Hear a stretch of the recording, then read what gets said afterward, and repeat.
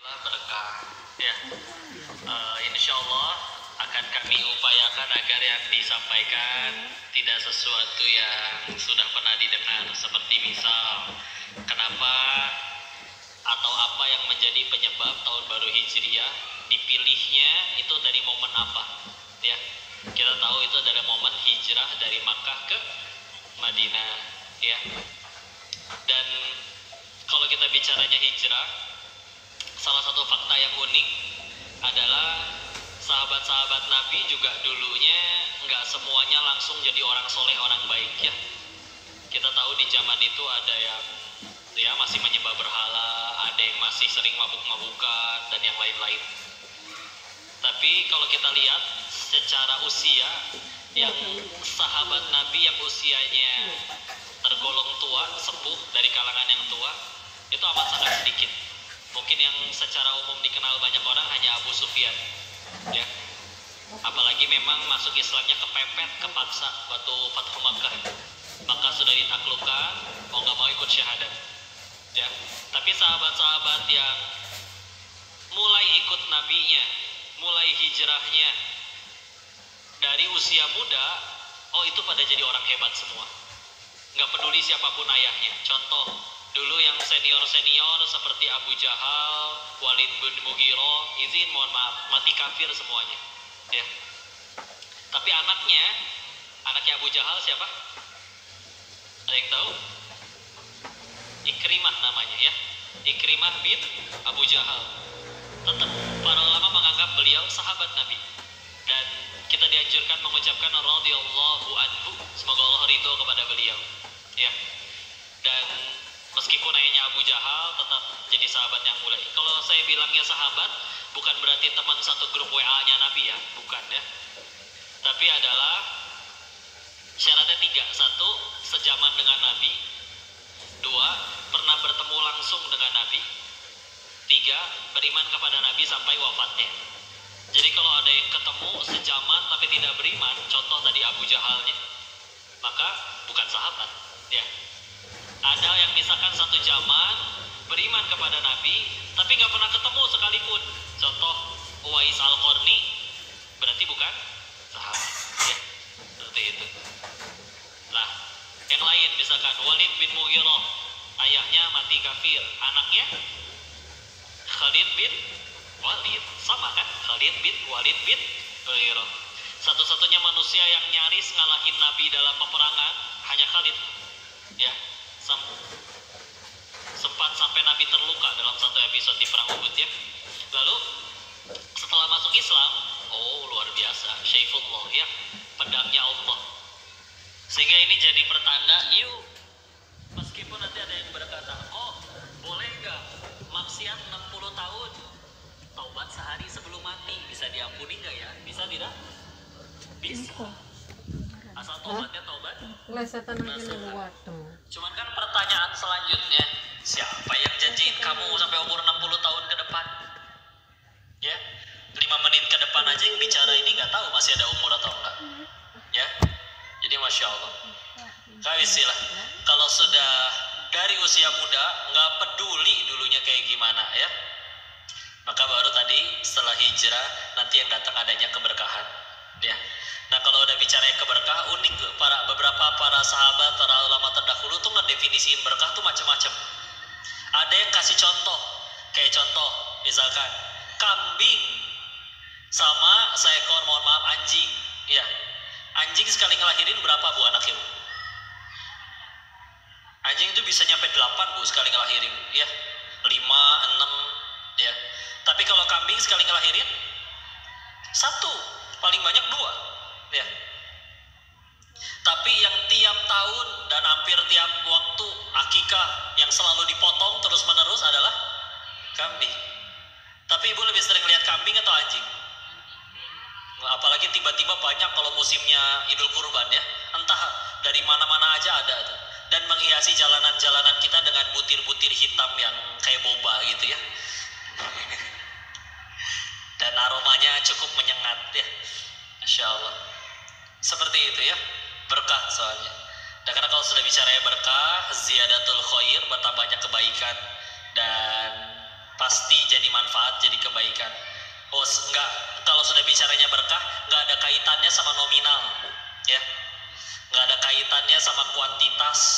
Nominal, hitungan matematikanya manusia udah nggak berlaku lagi, ya. Karena kalau sudah itu ada berkah, oh ini dia selalu bertambah-tambah. Kalau berkahnya sudah dicabut, mau banyaknya segimana juga nggak akan pernah habis. Ibu lihat yang pada korupsi, banyak tidak uangnya? Banyak. Kadang sampai bingung mau dibeliin apa, beli villa di puncak. Yang nikmatin si mamang sama si bibi, berenang tiap hari di villa, seger luar biasa ya. Lari-larian kayak di film India, mamang, bibi, mau tidur di lantai berapa malam ini, kan luas gede. Dan tiap bulan digaji, yang nikmat tidak dihisap, ya. Coba yang punyanya, belum tentu datang setahun sekali. Mau diaku nggak bisa, nanti ditangkap KPK, ya. Tiap bulan bayar gaji si mamang sama si bibi. Belum lagi maintenance kolam renang, listrik, air, oh masya Allah. Dan yang paling repot dihisap, ya. Kok berarti nanti kalau setelah hijrah terus berarti nggak boleh jadi kaya, nggak boleh punya banyak-banyak. Hati-hati ya, ini dari zaman ulama terdahulu juga suka diingatkan. Kalau kata Imam Ibnul Jauzi, disebutnya orang-orang mutazahid yang seolah berpura-pura zuhud, padahal hanya kurang paham terhadap agamanya, ya. Nabi sendiri pernah punya pakaian yang amat sangat mahal, ya. Sahabat sendiri banyak yang amat sangat kaya. Para nabi pun, bahkan kayaknya salah satu manusia terkaya yang belum pernah terkalahkan kekayaannya, Nabi Sulaiman alaihissalam, ya. Tapi semuanya tadi tujuannya jadi jalan tambah dekat sama Allah, ya. Kok kan sahabat ada yang miskin juga, bukan karena nggak bisa, nggak layak, nggak punya potensi, atau nggak bisa kaya, tapi beliau memilih untuk tidak mau jadi kaya. Ada Abu Dzar Al-Ghifari radhiyallahu anhu contohnya. Beliau mah unik. Satu-satunya sahabat yang Nabi sampai bilang kayak gini, wahai Abu Dzar, kamu manusia tinggal duaan aja, kamu nggak boleh jadi pemimpin. Coba bu, orang soleh tapi malah nggak boleh jadi pemimpin, ya. Kenapa? Karena cara tawakalnya beliau unik, ya. Ada uang berapapun, habisin saat itu juga. Besok gimana? Tawakal. Kalau beliau jadi pemimpin negara, yuk sedekahin seharta satu negara. Besok rakyat gimana? Tawakal satu dunia, ya. Nggak bisa kayak gitu. Makanya Umar bin Khattab radhiyallahu anhu ketika khutbah pertamanya ketika jadi pemimpin Amirul Mukminin, salah satunya beliau menyebutkan, aku akan memperlakukan harta negara seperti memperlakukan harta anak yatim, karena aturannya ketat, ya. Ada sahabat yang nggak boleh jadi rakyat juga ada. Amr bin As radhiyallahu anhu, beliau sendiri mengakui, saya lebih mudah takwa sama Allah kalau saya jadi orang kaya. Tapi dibuktikan sedekahnya nggak main-main, ya. Ada yang episodenya seperti itu. Abdurrahman bin Auf radhiyallahu anhu, kata Imam Ibnu Katsir di kitab Bidayah wa Nihayah, sisa uangnya ya kalau dirupiahkan, sisa uang loh, bukan momen terkayanya, ya. Sisanya tinggal ketika meninggal 6 triliun 212 miliar. Zaman belum ada internet banking, ya, bingung gimana ngitungnya, ya. Jadi silakan, tapi semuanya satu tujuannya, tambah dekat sama Allah. Jadi jangan seolah-olah nanti setelah mulai hijrah, harus sesederhana mungkin, baju harus yang compang-capi. Enggak sama sekali, ya. Orang pertama kali Nabi diperintahkan berdakwah, turun surat Al-Muddathir, ya.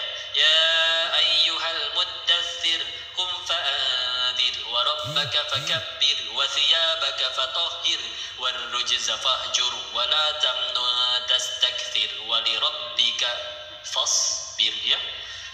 Disuruh salah satunya setelah bangkit kamu fa'anzir, berikan peringatan, disuruh bagusin pakaiannya, kau pergi bersuci, nanti pakai pakaian bagus berdakwah.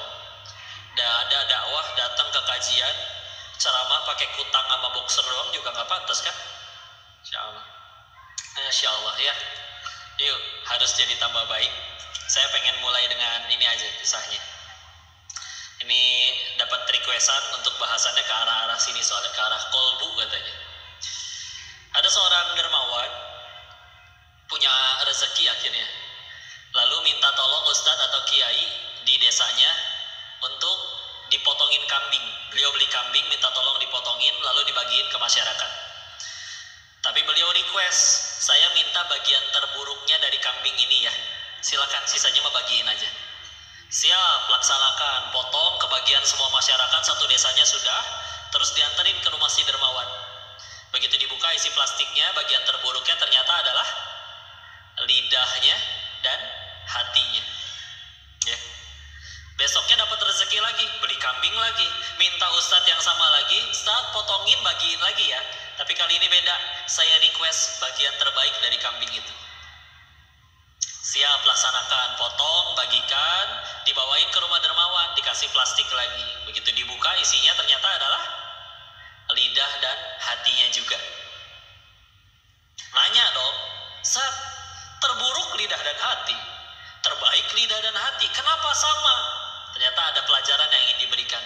Begitu juga dengan kita manusia. Kalau hati dan lisannya sudah baik, kamu bisa menjadi sebaik-baiknya makhluk. Ya. Begitu juga dengan manusia. Kalau hatinya sudah kotor, busuk, lisannya keluar, teko hanya mengeluarkan isi teko, oh udah bisa jadi seburuk-buruknya makhluk.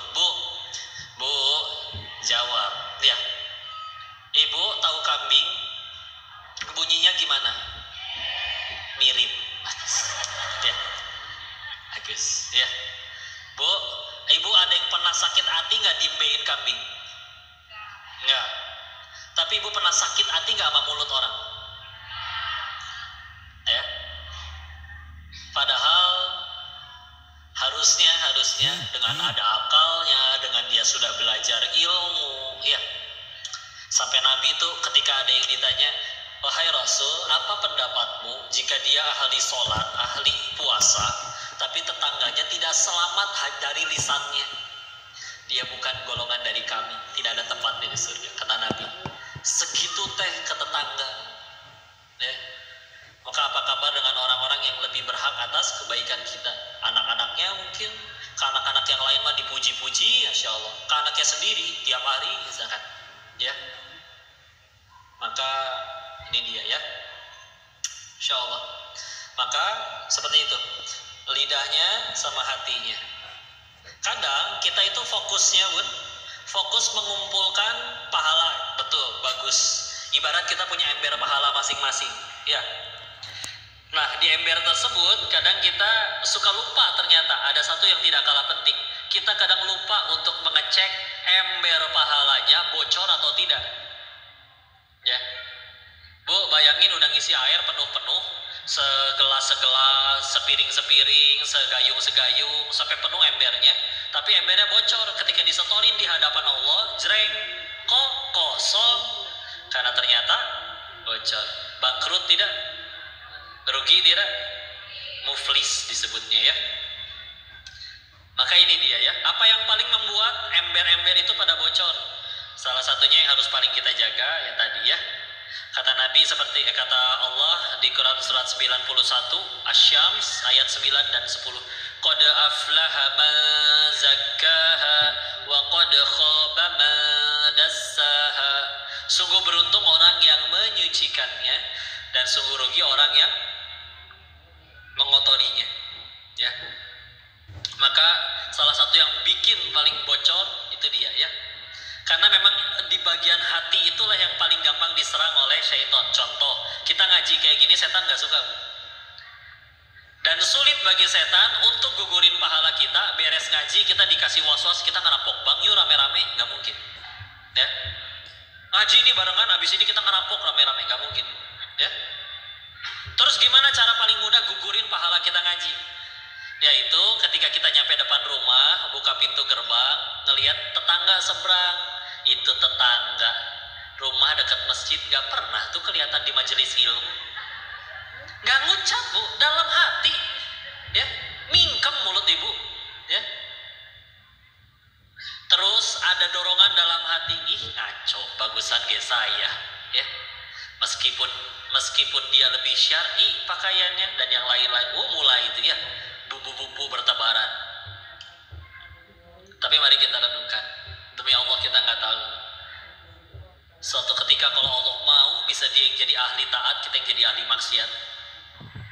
Dia ternyata harus nyari duit dari gelap sampai gelap, sebelum subuh sampai setelah isya, karena ternyata anak yatim piatu, nggak ada orang tua, dia anak paling besar dari 6 bersaudara, harus nafkahin 5 adiknya. Itu pun di luar, alhamdulillah 5 waktu terjaga, masjid di mana-mana. Itu pun malamnya kita ngorok, dia sedang sholat malam, nggak ada yang tahu. Kita bisa ada di sini. Punten, kenapa kadang ada yang ditanya, kok bisa ngajinya sering banget? Alhamdulillah kerjaan suami saya teh enak, lancar. Ya. Kok bisa lancar kerjaannya enak, gaji besar mencukupi? Alhamdulillah sekolahnya dulu tinggi. Kok bisa sekolah tinggi? Alhamdulillah orang tua kami memang mampu. Kok bisa orang tuanya mampu? Ya kalau ke situnya mah Allah sih yang nitipin harta. Ya. Berarti kita yang sudah ada di masjid ini karena kita yang sudah soleh-soleha atau karena Allah yang tolong? Sila ya. Dan kita nggak tahu sanggup nggak istiqomah sampai meninggal. Karena istiqomah bicaranya bukan mati karena apa, tapi mati sedang apa. Beda tidak? Kalau matinya karena COVID tapi sedang sujud terakhir lagi sholat, husnul khotimah? Mati. Kok meninggalnya di masjid, keren. Tapi lagi nyolok speaker tuh jatuh ketimpa dia. Ya. Husnul khotimah? Iya. Matinya dalam keadaan buruk. Ya. Bismillah. Yuk kita mulai bandingkan, karena kadang ini ketuker ya antara penyakit fisik sama penyakit hati. Penyakit fisik itu sembuh tidak sembuh, parah tidak parah, ujung-ujungnya sama. Apa? Mati, betul. Ya. Bahkan ada orang sembuh pas lihat tagihan rumah sakitnya sakit lagi. Ya. Saking mahalnya. Ya. Bahkan ada yang sembuh, sanggup bayar, nyebrang mau pulang ke rumahnya, ketabrak mobil ada. Ya. Kalau kata Allah meninggal. Ujungnya sama. Tapi sambil kena penyakit fisik, dosa sambil berguguran, dianggap oleh Allah udah gak ada dosanya, derajatnya diangkat tinggi-tinggi oleh Allah. Dan kata Nabi, ingat, orang sakit itu 3 yang diambil sama Allah.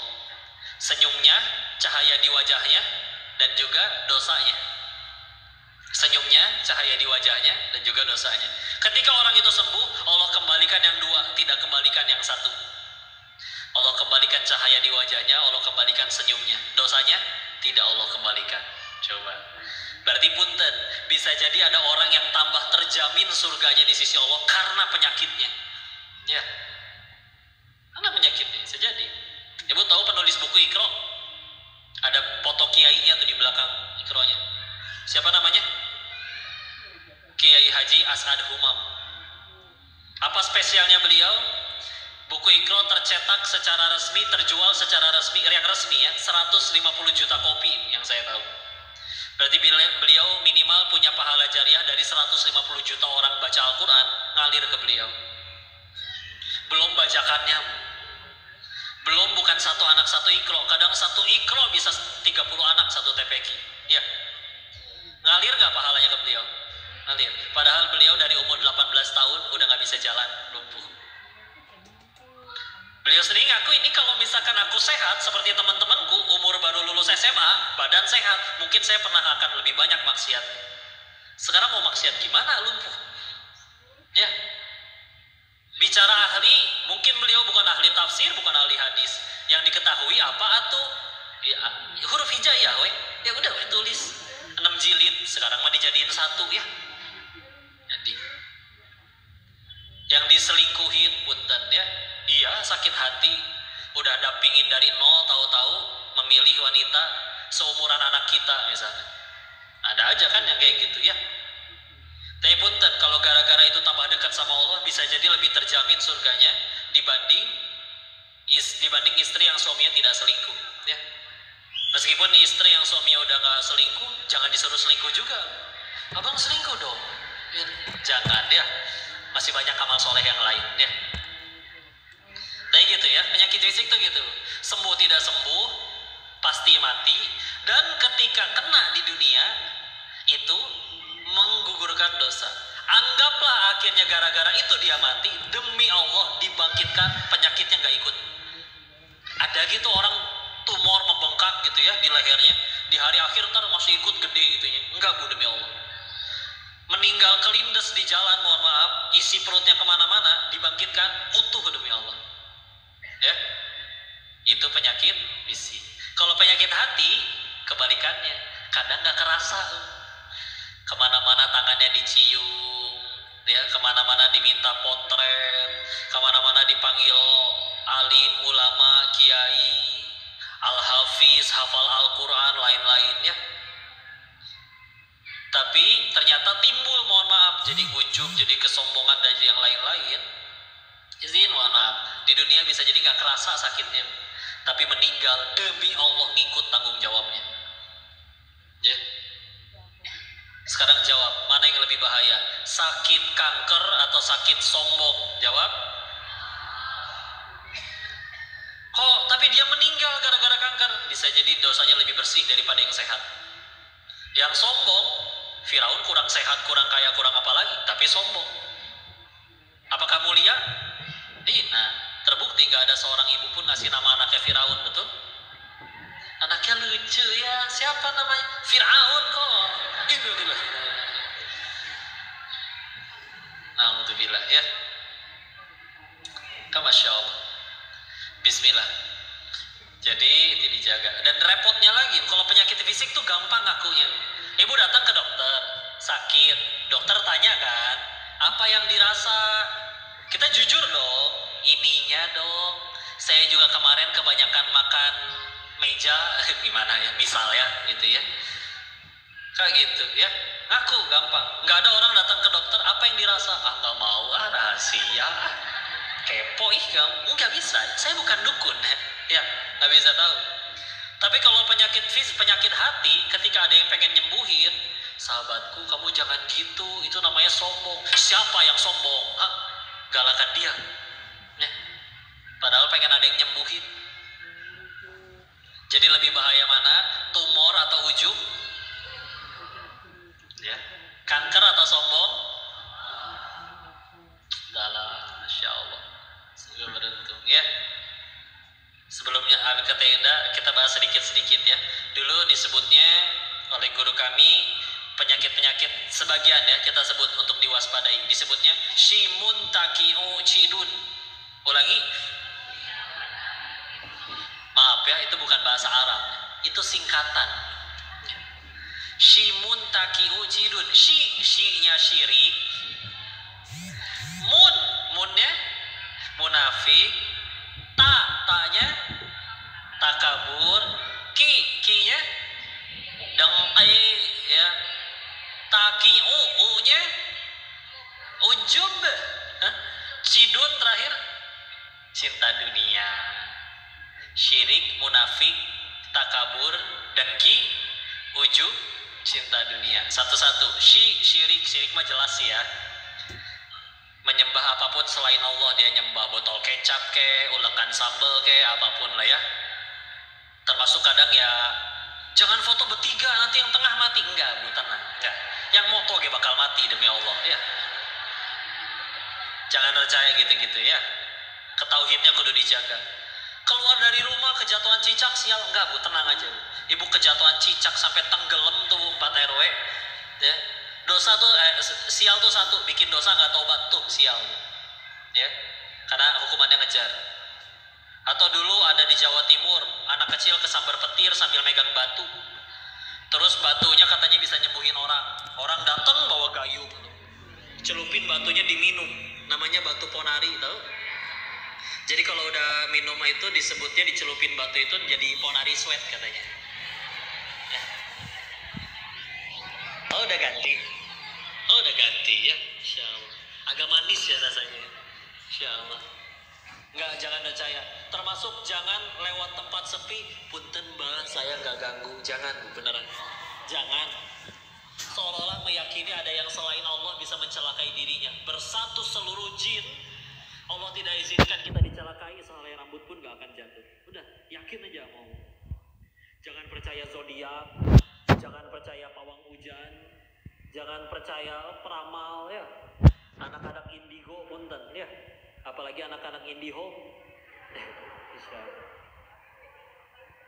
Punten ya. Pilihannya cuma 2.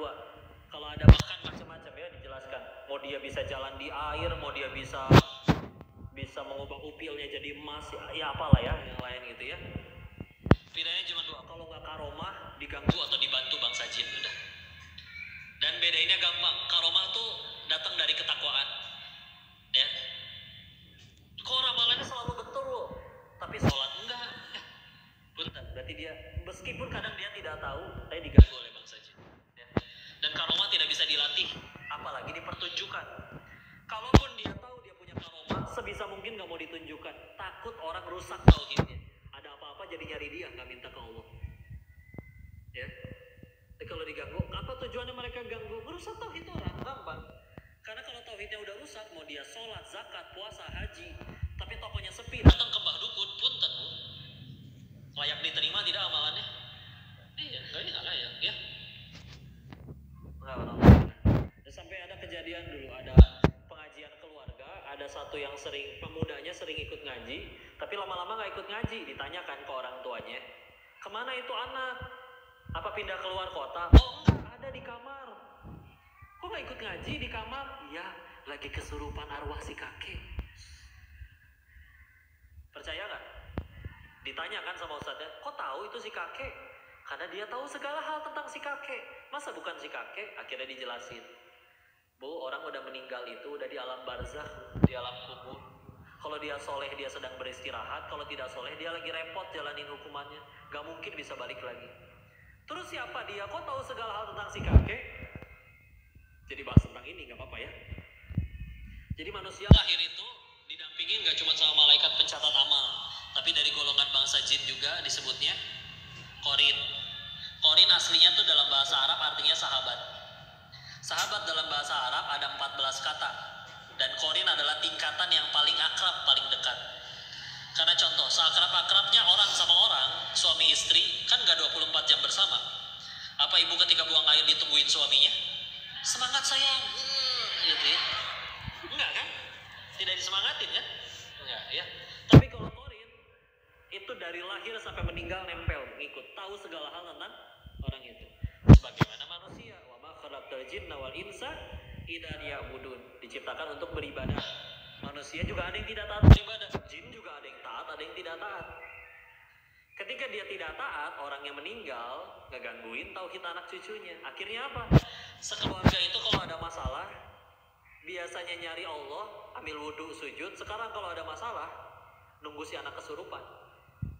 Rusak tidak tauhidnya? Ya, syirik. Tapi syirik juga hati-hati, Bu. Itu syirik yang terang-terangan ya. Ada syirik yang ada syirik jali, ada syirik yang khofi. Yang khofi itu yang sembunyi-sembunyi, ini bahaya. Salah satu contohnya adalah riya. Ulangi. Riya ini bukan pamer Bu artinya. Seingat saya penjelasan dari Imam Hasan Al-Basri disebutkan, riya itu adalah ngelakuin amalan tapi bukan untuk Allah. Nah. Contoh sholat duha karena ada calon mertua misal ya. Sedekah karena nggak enak banyak kamera, masa kita nggak sedekah misal ya. Ya gitu-gitulah ya, pokoknya bukan untuk Allah. Dan satu-satunya yang punya hak ngasih pahala dan masukin ke surga Allah. Terus kita ngelakuin amalan bukan untuk Allah, diterima nggak? Nggak, bocor malah ember pahalanya. Ria. Munnya munafik. Aslinya munafik tuh orangnya. Nama sifatnya adalah nifak. Ya. Yang secara bahasa tuh artinya lobang-lobang di tanah. Ibu tahu game time zone zaman dulu? Nanti keluar tikus-tikus dari lubang kan dipukulin satu-satu. Ah itu nifak juga bisa berarti kayak gitu. Ya. Tapi nanti sederhananya ya gitu. Di depan ngomongnya A, di belakang ngomongnya B. Ya. Cirinya kata Nabi 3. Jika bicara dusta, jika berjanji ingkar, jika diberi amanah khianat. Ya, cirinya 3 itu. Di surat Al-Baqarah ayat pertama alif lam mim ayat 2 sampai 5-nya bicara tentang orang mukmin 2 sampai 5. Ayat 6 sampai 7 2 ayat bicara tentang orang kafir.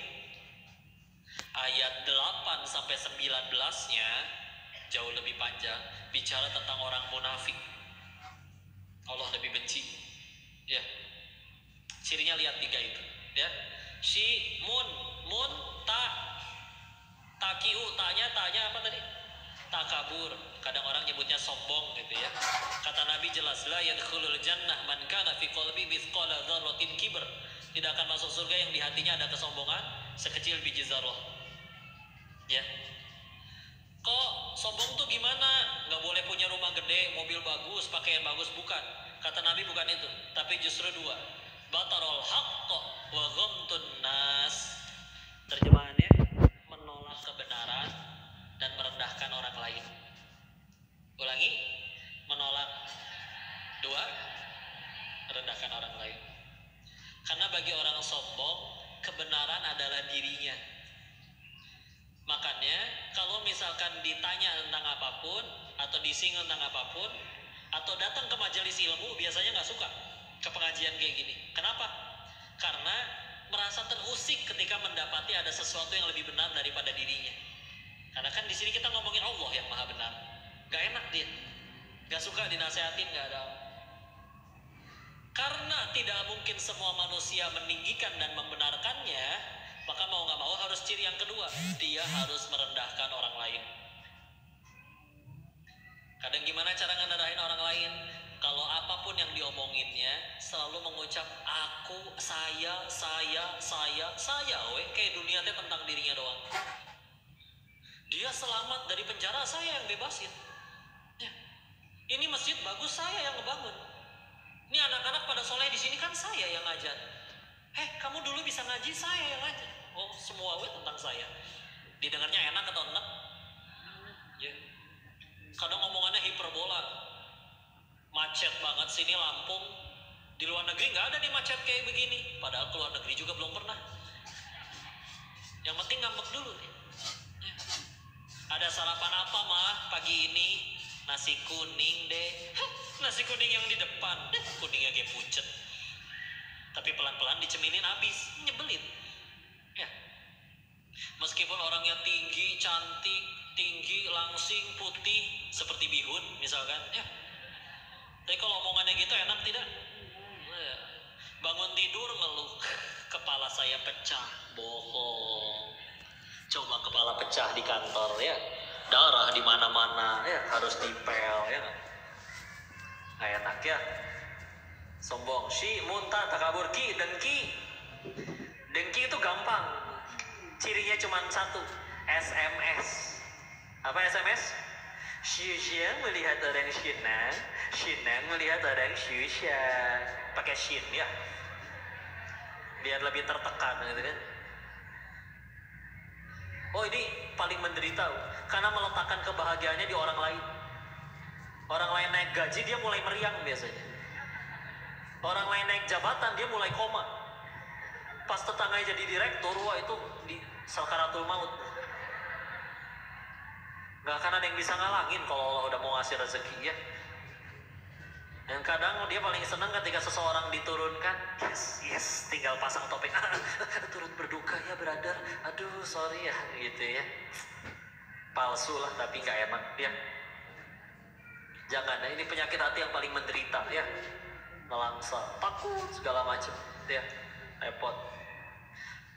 Dengki, ujub tuh perasaan bangga diri ya.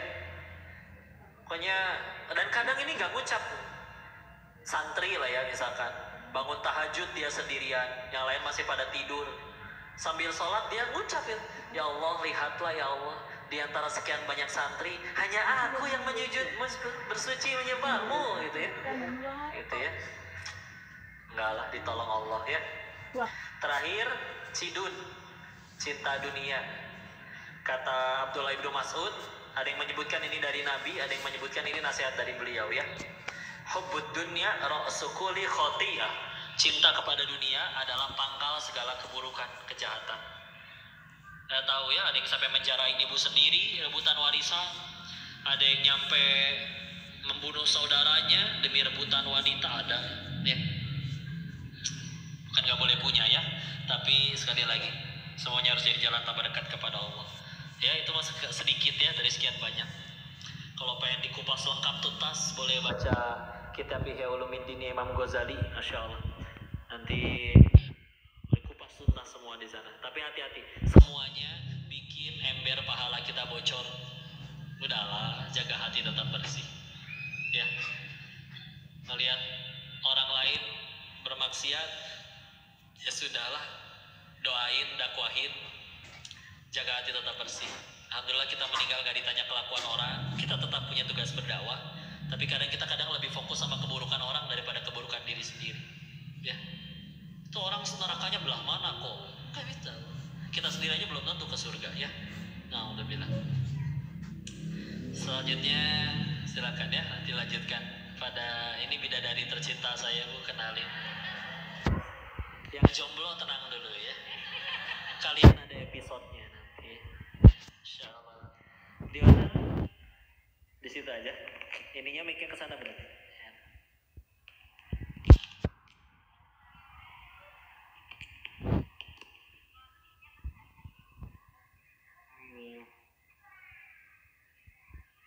Alhamdulillah.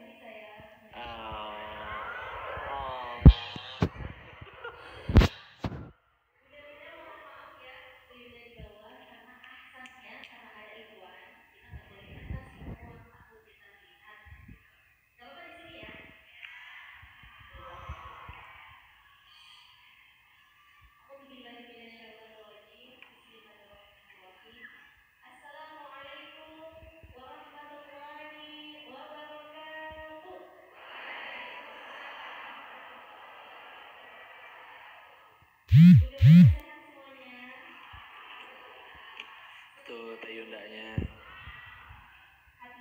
di depan ini karena ada ikhwan jadi dipisah. Tayundanya nggak ikut duduk di depan ya, takut dilihatin ikhwan, jadi sambil duduk sama ibu-ibu. Iya.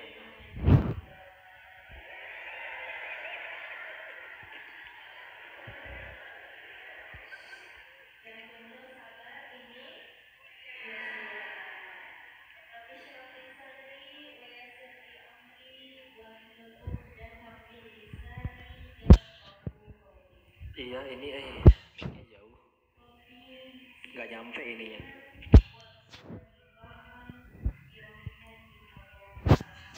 Coba di ini ya, coba dipanjangin ya sebentar ya. Muat nggak kabelnya?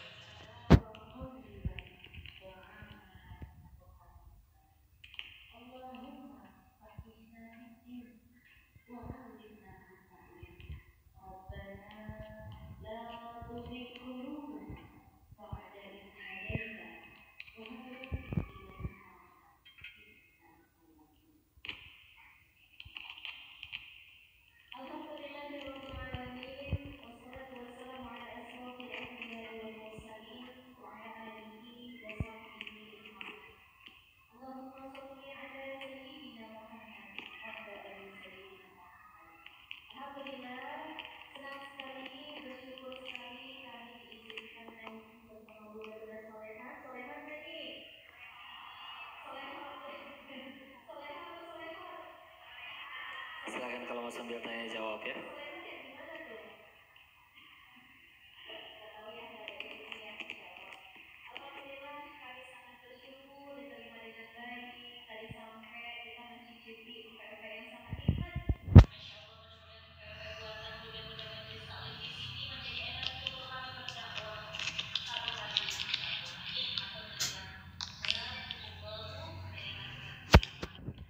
Assalamualaikum warahmatullahi wabarakatuh. Ini di Masjid Ad-Du'a Bandar Lampung.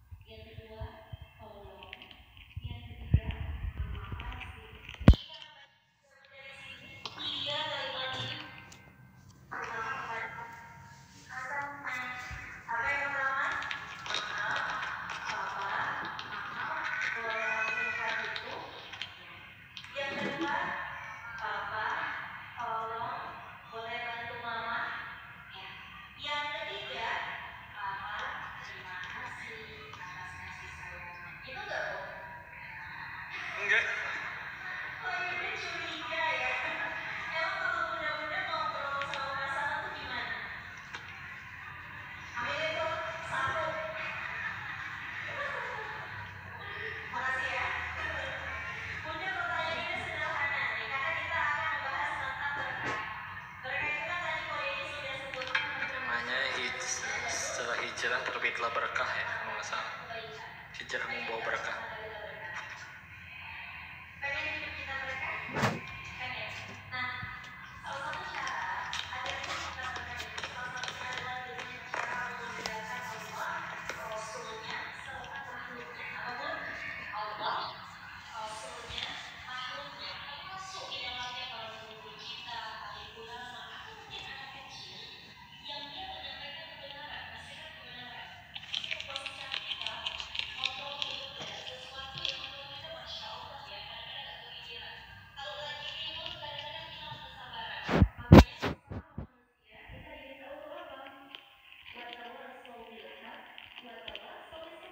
Waalaikumsalam warahmatullahi wabarakatuh.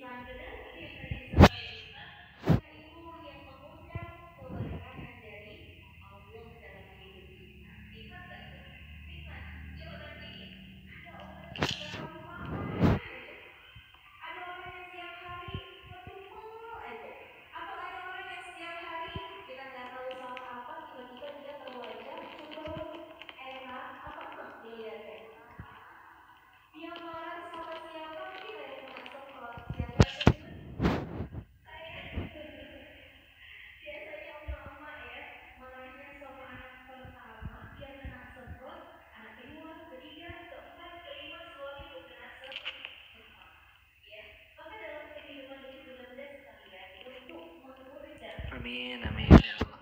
Kedengeran nggak suara Teh Yundanya?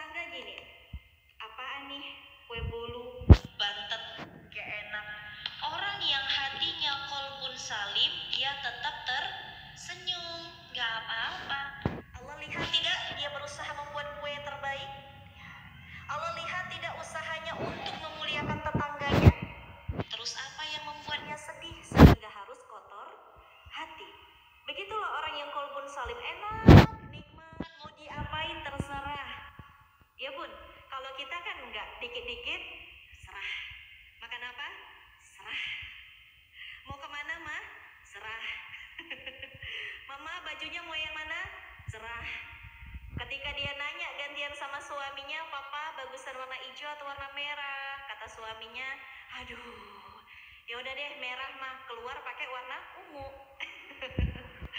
Perempuan ya bun ya, Masya Allah. Sekarang pertanyaannya udah gini, bunda-bunda sekalian, kalau misalnya suami ngasih bunda uang bulanan setiap bulannya 500.000, gimana reaksi bunda-bunda sekalian? Kurang, terus langsung lemas, aduh Teh Yunda meni 500.000 teing kan gitu. Berapa maunya bun uang bulanan? 2M. Mau bangun perumahan. Bunda-bunda sekarang kalau misalnya di suami bilang gini, mama ini harta yang halal, saya bekerja mencari nafkah, mama ini saya berikan 500.000, apa jawaban bunda-bunda sekalian? Lemas. Sekarang gini, suami setelah 3 bulan kemudian dia pulang lagi, kemudian dia bilang gini, mama ini mohon diterima 10 juta per bulan. Jawabannya semangat. Aku sayang ayah, ayah yang terbaik, bahkan dikasih kecupan ya sayang ya, Masya Allah. Ya jadi kadang-kadang seperti ini, jangan sampai hati kita ini, ya kebaikan hati kita ini bergantung kepada apa yang orang lain lakukan, tidak boleh. Ya, hati yang kolbun salim tidak terpengaruh kepada makhluk, hinaan, pujian, cacian, terima kasih, tepuk tangan bagi orang yang berhati kolbun salim itu sama aja. Apa bun? Sama aja. Sama kayak suara ember bocor, getarannya sama aja. Dipuji, tidak dipuji, dicaci, tidak dicaci, orang yang hatinya bersih, kolbun salim, tetap bisa senyum di hadapan Tuhannya, Allah Subhanahu wa Ta'ala. Karena bagi orang yang kolbun salim, apapun takdir yang Allah berikan hari ini, misal punya suami, suaminya zolim, terus ada bunda-bunda yang curhat ke Yunda, Kak Yunda, tapi suami saya tuh zolim banget, kayak Firaun katanya gitu. Pertanyaan ini cuma sederhana bunda, kalau suami bunda itu zolimnya kayak Firaun, seharusnya nama suami bunda yang Allah kabarkan di dalam Al-Quran. Tapi kan bukan, mohon maaf, misalnya ada Pak Sugiono gitu ya, tapi kan enggak, bukan nama itu yang ada di dalam Al-Quran, melainkan Fir'aun.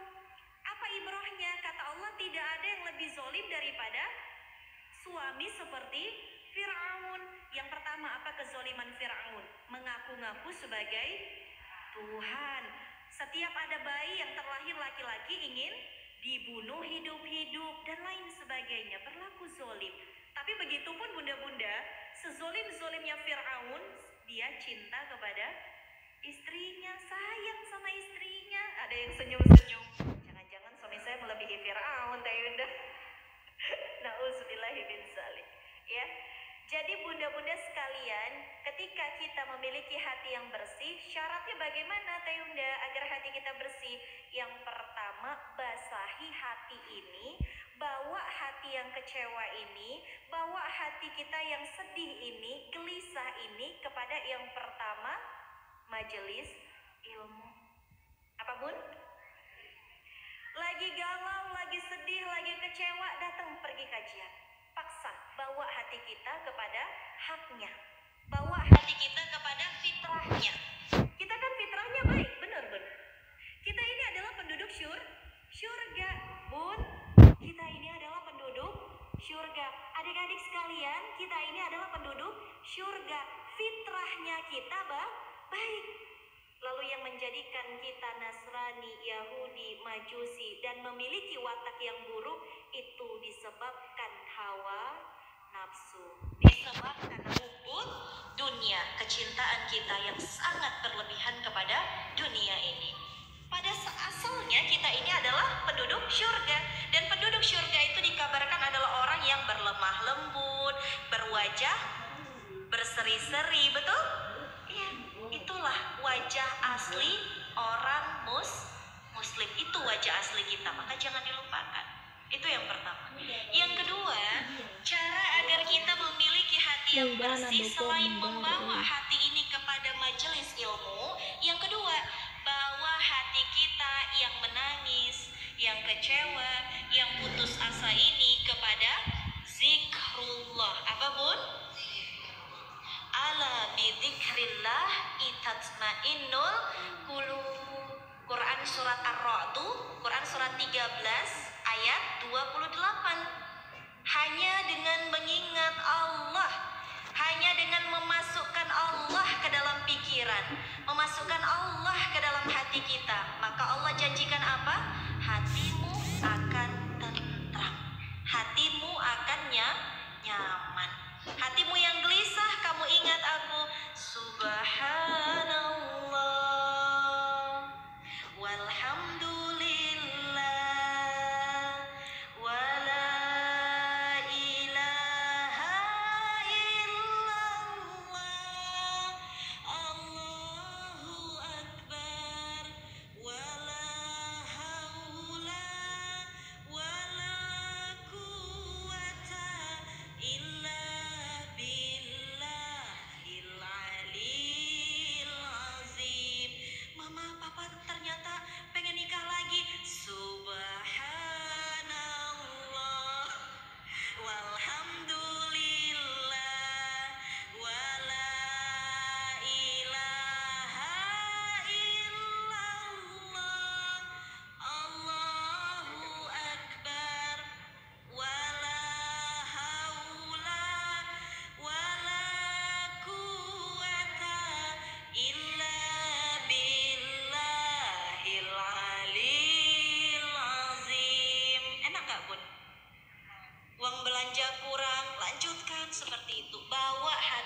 kecewa, bawa hati yang marah ini kepada zikrullah. Yang ketiga, kalau kepengen punya hati yang bersih, bawa hati kita kepada Al-Quran. Karena Quran itu dikatakan adalah syifa, penyembuh. Di sini ada yang sakit hati, banyak. Di sini ada yang punya mungkin rasa sakit yang sudah lama terpendam, banyak. Maka bawa hati kita kepada Al-Quran. Apa surat favorit bunda-bunda? Ar-Rahman, Al-Waqi'ah, Al-Mulk, atau apa? Bacakan Ar-Rahman 'allamal Qur'an, khalaqal insan, 'allamahul bayan, dan seterusnya. Bawa hati kita kepada Quran. Karena seperti ini bunda-bunda, apapun yang bunda-bunda tanyakan tentang kehidupan ini, kalau bunda mau buka Quran, Quran selalu punya jawaban. Sudah? Kemudian yang keempat, ketika kita pengen punya hati yang bersih, bawalah diri ini kepada sholat. Apa bun? Wasta'inu bis-sabri was-shalah. Kata Allah dua dulu. Sebelum kamu dirikan sholat, supaya hatimu bersih, kata Allah yang pertama adalah wasta'inu bis-sabr. Sabar itu artinya sabar. Sabar itu artinya apa bun? Menahan. Baik, kalau kata bunda-bunda sekalian, sabar itu adalah menahan. Pertanyaan bunda sederhana, silakan dijawab. Kalau bunda-bunda menahan sesuatu, enak atau tidak? Kalau bunda-bunda menahan pipis, enak atau tidak?